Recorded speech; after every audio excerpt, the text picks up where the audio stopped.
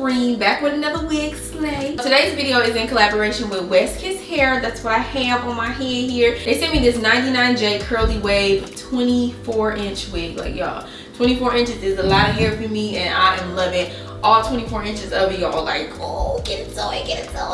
So 24 inches is super long on me. It's pulling it all the way out. It goes down to my booty. Like, I just love this so much. I thought this hair would be like too big, being this like tight curly hair, but honestly it is so pretty. It is so perfect. It's so lightweight. It's not heavy, none of that. I just love curly hair. I love how low maintenance curly hair is, and this hair is just so like, it's like that kinky curly type of look or whatever, just super natural, super just like easy summer breezy girl, you know what I'm saying? So of course y'all know all information is down below in the description box when it comes to this wig. All of West Kiss Hair information down below.